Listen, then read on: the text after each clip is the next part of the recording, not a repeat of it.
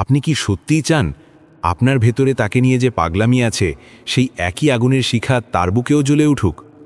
আপনি কি চান সে রিলেশনে থাকুক বা না থাকুক, প্রতিটি রাতে সে কেবল আপনার কথা ভেবে অস্থির হয়ে উঠুক?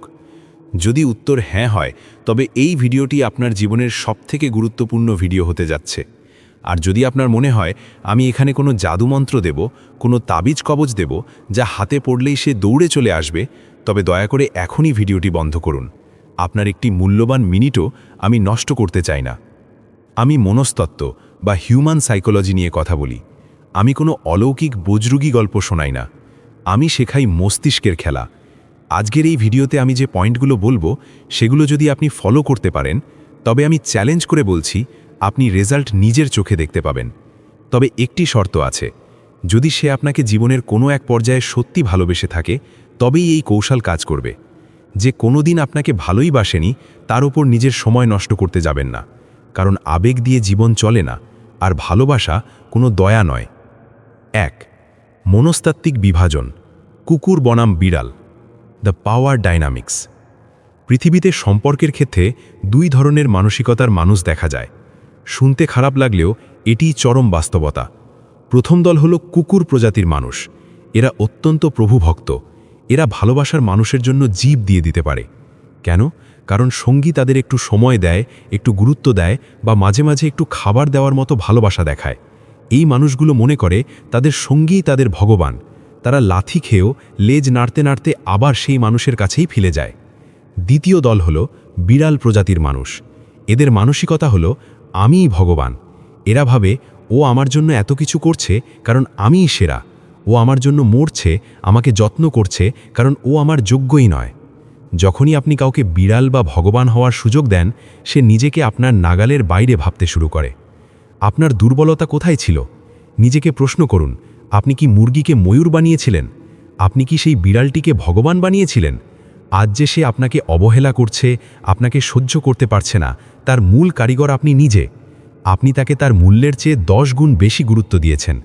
আপনি তাকে এমন এক উচ্চতায় বসিয়েছেন যেখান থেকে সে আপনাকে আর দেখতেই পাচ্ছে না। আপনি তার কাছে এতটাই অ্যাভেইলেবল ছিলেন যে আপনার কোনো ব্যক্তিগত সত্তাই তার কাছে আর অবশিষ্ট নেই। সে অহংকারী হয়েছে কারণ আপনি তাকে অহংকারী হওয়ার রসদ জুগিয়েছেন। সে অহংকারী হয়েছে কারণ আপনি তাকে অহংকারী হওয়ার সুযোগ দিয়েছেন। 2.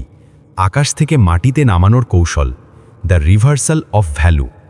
এতদিন পর্যন্ত আকাশে তাকে আপনিই চড়িয়েছেন, এবার নামানোর দায়িত্বও আপনার। কিন্তু কিভাবে? কান্নাচাটি করে? হাতজোর করে? না। ম্যাকিয়াভেলি বলেছিলেন, নির্ভরতা মানুষকে দুর্বল করে, আর রহস্য মানুষকে আকর্ষণীয় করে। আপনাকে এখন একটি শক্তিশালী ইনফরমেশন বা বার্তা তার কাছে পৌঁছতে হবে।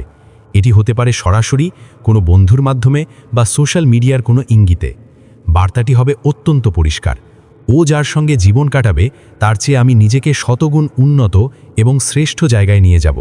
আর আমি যার সঙ্গে ভবিষ্যতে থাকব সে ওর চেয়ে শতগুণ বেশি গুণবতী বা শক্তিশালী হবে।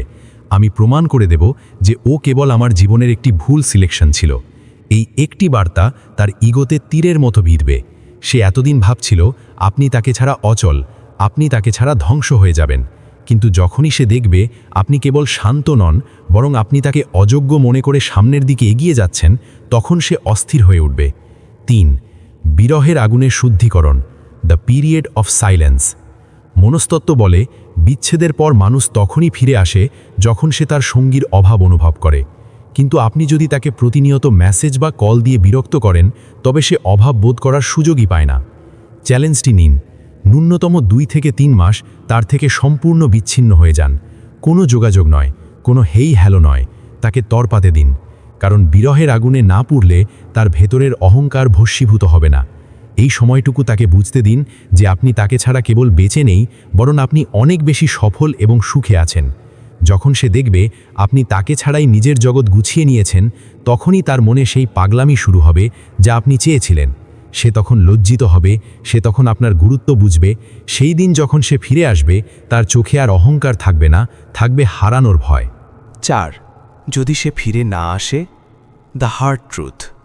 এখন প্রশ্ন হলো, দাদা এত কিছু করার পরেও যদি সে ফিরে না আসে, যদি তার অহংকার না কমে, তবে আমি আপনার বড় ভাই হিসেবে একটি কথা বলবো, জীবন অনেক বড়। কোনো একজন মানুষ এসে আপনার জীবনকে চিরতরে থামিয়ে দিতে পারে না। অন্ধকার যতই গাঢ় হোক না কেন, ভোরের আলো ফুটলে অন্ধকারের অস্তিত্ব থাকে না।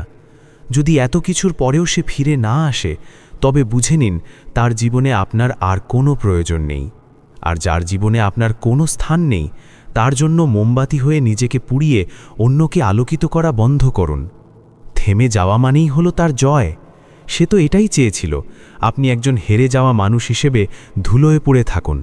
সে যে আপনার সম্পর্কে নেতিবাচক ধারণা করেছিল, আপনি যদি ভেঙে পড়েন তবে আপনি সেটাকেই সত্যি প্রমাণ করলেন। আপনি কি চান সে জিতে যাক? না, আপনাকে চলতে হবে। শত কষ্ট বুকে চেপে হলেও আপনাকে সফল হতে হবে। 5. অতীত যখন শিক্ষক, দ্য ট্রান্সফরমেশন। বিশ্বাস করুন, চিরদিন কোনো কষ্ট মানুষকে কষ্ট দিতে পারে না। সময়ের সাথে সাথে ঘায়ের ওপর চামড়া গজায়, যন্ত্রণাও হালকা হতে শুরু করে। একদিন আপনি যখন পেছনে ফিরে তাকাবেন, তখন এই অতীত আপনার কাছে কোনো ক্ষত নয়, বরং একটি শিক্ষা হয়ে দেখা দেবে। সেদিন আপনি বুঝবেন যে অতীতে আপনি হারেননি, আপনি অনেক কিছু শিখেছেন। সেই ভুলগুলো আপনি ভবিষ্যতে আর করবেন না। আপনি বুঝবেন যে কারো জন্য নিজেকে শেষ করে দেওয়া ভালোবাসা নয়, ওটা ছিল এক প্রকার নেশা। আপনার অতীত আপনার সবথেকে বড় টিচার। যে মানুষটি আপনাকে ছেড়ে গেছে, সে আপনাকে এটাই শিখিয়ে দিয়ে গেছে যে নিজেকে ভালোবাসা সবথেকে বড় কাজ। চূড়ান্ত সিদ্ধান্ত, আপনার রাজত্ব আপনার হাতে। ভালোবাসার মানে এই নয় যে আপনি কারো পায়ের তলায় নিজেকে সঁপে দেবেন। ভালোবাসা মানে হলো দুইজন স্বয়ংসম্পূর্ণ মানুষের একত্রে চলা। আপনি যদি নিজের আত্মসম্মান বিসর্জন দিয়ে কাউকে পেতে চান, তবে তাকে পাওয়ার পর আপনি আর আপনি থাকবেন না। তাই আজ থেকে শপথ নিন। 1. আপনি আর ভিখারির মতো ভালোবাসা ভিক্ষা করবেন না। 2. আপনি নিজেকে এতটাই উচ্চতায় নিয়ে যাবেন যে আপনাকে ত্যাগ করা তার জীবনের সবথেকে বড় আফসোস হয়ে দাঁড়ায়। 3. আপনি আর কারো জন্য মোমবাতি হবেন না, আপনি হবেন সূর্য, যার আলো পেতে হলে মানুষকে তার কক্ষপথে থাকতে হয়। এই মনস্তাত্ত্বিক যুদ্ধটি জেতার জন্য ধৈর্য ধরুন, নিজেকে সময় দিন, নিজের কেরিয়ার, নিজের শরীর এবং নিজের মানসিক স্বাস্থ্যের ওপর কাজ করুন। মনে রাখবেন, সাফল্যই হলো সবথেকে বড় প্রতিশোধ। যদি এই কথাগুলো আপনার ভেতরের সেই ঘুমন্ত সিংহকে জাগিয়ে তুলে থাকে, তবে আজই একটি অ্যাকশন নিন। ভিডিওটি লাইক করুন এবং নিজের অনুভূতির কথা কমেন্টে জানান। আর এই ম্যাসকুলিন কমিউনিটির সাথে যুক্ত হতে চ্যানেলটি সাবস্ক্রাইব করুন। কে কোথায় হারিয়ে যাব জানি না, কিন্তু এই ডিজিটাল দুনিয়ায় আপনার আর আমার এই মানসিক সংযোগ যেন অটুট থাকে। ভালো থাকুন, নিজের সত্তাকে ভালোবাসুন। অনেক ধন্যবাদ।